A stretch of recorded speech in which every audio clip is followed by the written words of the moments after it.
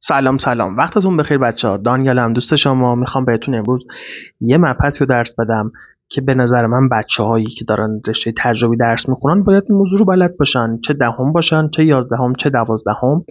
واجبه که دانش آموز جاندارانی که در زیست شناسی وجود دارن رو کامل بشناسه. میخوام یک تقسیم بندی کلی بهتون بدم که این تقسیم بندی خیلی از جاها شما رو کمک میکنه و شما این تقسیم بندی رو تو صفحه مشخصی از کتاب پیدا نمی کنید. در کل زیست شناسی جانداران جمع شدن توی این ویدیو. دقت کنید. حالا بچه ها تیترمون رو می نویسیم تقسیم بندی جانداران. بچه ها اگه این موضوع دغدغه شما بوده لطف کنید این ویدیو رو لایک کنید که یک انرژی برای ما باشه که بتونیم ویدیوهای بعدی رو خفن‌تر تولید کنیم رو به صورت رایگان در اختیار بچه‌ها قرار بدیم. ببینید بچه‌ها جانداران در کل 5 فرمانرو میشن. قبوله؟ میخوایم 5 فرمانرو جانداران رو اینجا بنویسیم و با هم دیگه بررسی کنیم. فرمانرو اول، به این فرمانرو میگیم کی بچه‌ها؟ میگیم جانوران. یه لطفی کنید جانور و جاندار رو با هم دیگه اشتباه نکنید. قبوله؟ فرمانروی دوم میشن کیا؟ میشن گیاهان. پس دومین فرمانرو رو مینویسیم گیاهان. فرمانروی سوم میشن آغازیان. فرمانروی چهارم میشن قارچ‌ها و فرمانروی پنجم میشن باکتری ها. من آغازیان و قارچ ها رو زرد میکنم اما فرمانروی باکتری ها رو سبز رنگ میکنم به دلیلی که جلوتر بهتون خواهم گفت. ببینید بچه ها میخوایم این موضوع رو بپردازیم. ما الان میدونیم جانداران ما یا تک سلولین یا پرسلولی. میخوایم ببینیم اگه بریم توی جانوران بررسی کنیم، توی جانوران جانداران ما پرسلولی یا تک سلولی. میگیم جانوران همگی پرسلولی هن. پس جانور همشون چی هن؟ پرسلولی. گیاهان رو هم بررسی میکنیم، همگی چی هن بچه ها؟ آباریکلا پرسلولی. اما توی آغازیان و قارچ که میریم ما هم جاندار پرسلولی میبینیم هم جاندار تک سلولی میبینیم. توی قارچ هم همینطور هم جاندار پرسلولی میبینیم هم جاندار تک سلولی. حالا یه سوالم اینه، ما بریم توی آغازیان هم جاندار پرسلولی میبینیم هم تک سلولی. حالا به نظر شما تعداد تک سلولی ها بیشتر یا پرسلولی؟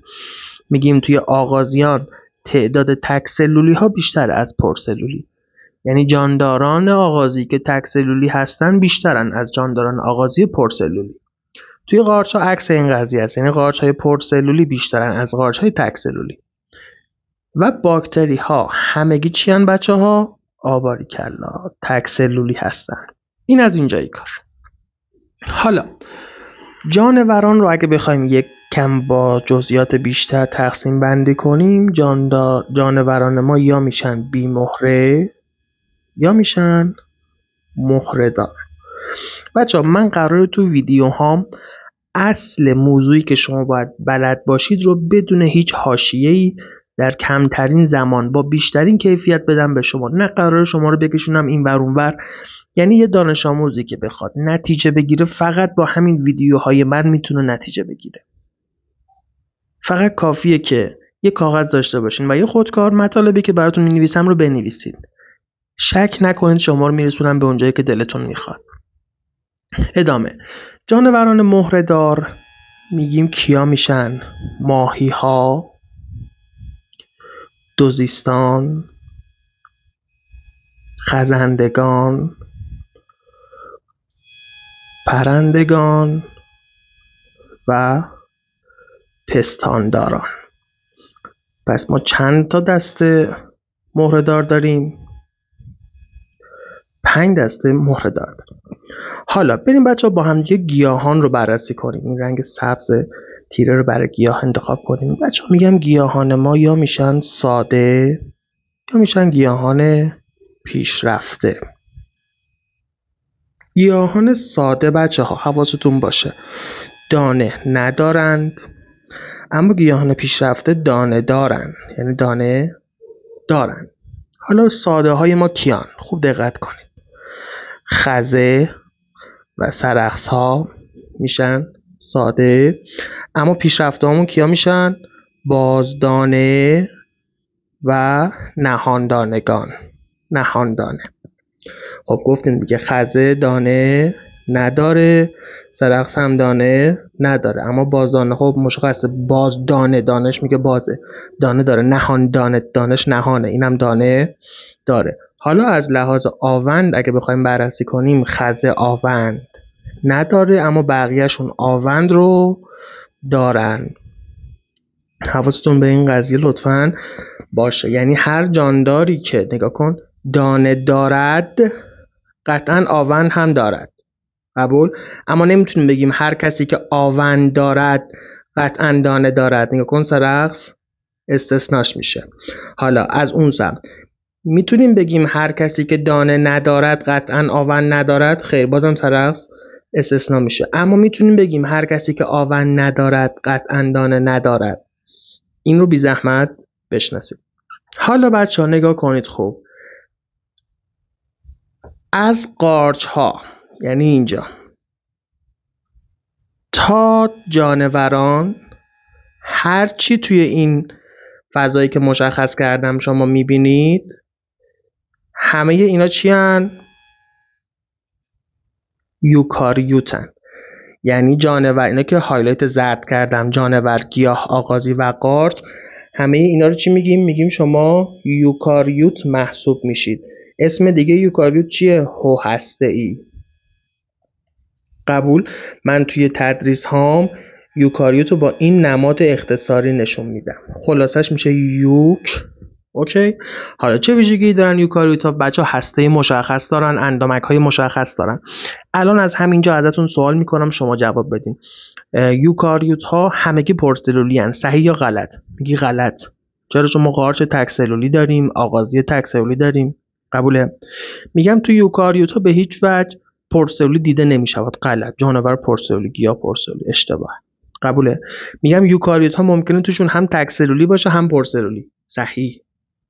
میگم همه بی مهره ها اینجا، همه بی مهره ها پرسلولی هن. میگه بله جانوران پرسلولی هن. میگم همه ماهی ها یوکاریوتن. بله آقا هر چی توی این فضا داری نگاه میکنی که دارم برات خط میزنم، اینا همه چی هن؟ یوکاریوتن. همشون یوکاریوتن. حالا این باکتری ما هم میشه جاندار پروکاریوت. به باکتری میگیم پروکاریوت یا پیش هسته‌ای. به اختصار اینو با چه علامتی نشون میدیم؟ پروکاریوت و PRC نشون میدیم.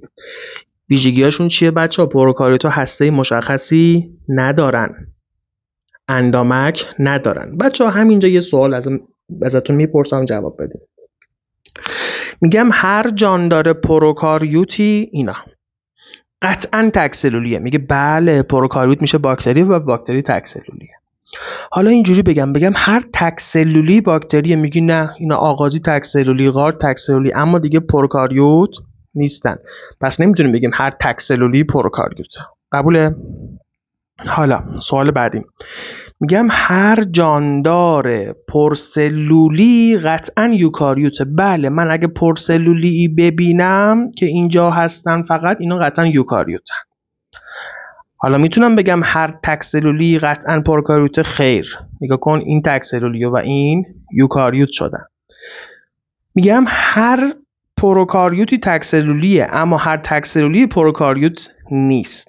من این صحبتی که الان با شما کردم رو در قالب نمودار دوباره نشون میدم. خوب دقت کنید. شما باید از یه تصویر بتونید برداشت‌های مختلف داشته باشید. میگم جانداران ما یا یوکاریوتن یا پروکاریوت. حالا جانداری که یوکاریوت باشه میتونه تک سلولی باشه، میتونه پرسلولی باشه، اما پروکاریوت ما فقط چیه؟ تک سلولیه.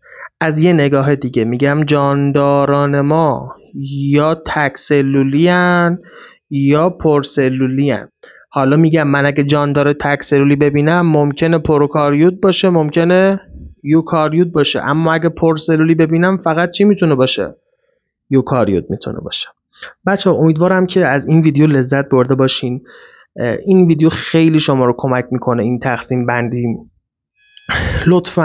لطفاً خواهش میکنم ازتون در راستای اینکه جامعه ما بره به سمت علم و از محتوای الکی و سبک جلوگیری بشه، محتوای با ارزش علمی رو دنبال کنید. اگه فکر میکنید این ویدیوی من به درد شما خورد، قطعاً بقیه ویدیوهای من که قرار خیلی خفن‌تر هم باشه به دردتون میخوره. لطفاً پیج رو سابسکرایب کنید و دنبال کنید. شماره تماس مستقیم خودم رو براتون میذارم، چون من قرار شما رو کمک کنم و در طول مسیر کنارتون باشم. دانیال ذبیحی هستم و هر جایی شما سوال داشته باشین میتونید در تلگرام بهم پیام بدین، جوابتون رو بدم و کمکتون کنم. قراره که زیست شناسی رو با هم دیگه انقدر آسون یاد بگیریم که هیچ مشکلی نداشته باشید و درگیر کلاس های الکی توی فضای مجازی نشید. کلاس هایی که همین موضوع رو میان تو 3 ساعت درس میدن که این 3 ساعتش باور کنید 1 ساعت و نیمش فقط تبلیغات و صحبت های اضافه و حاشیه است. ما قراره تو کلاس هامون که توی این پلتفرم داره انجام میشه خیلی صادقانه بدون هیچ حاشیه‌ای فقط بهتون تدریس کنیم و شما برید بخونید و یاد بگیرید. بچه‌ها راستی به هم پیام بدید تا من جزوه مرتبط با این موضوع رو برای شما ارسال کنم. دوستتون دارم. تا ویدیوی بعدی، خداحافظ.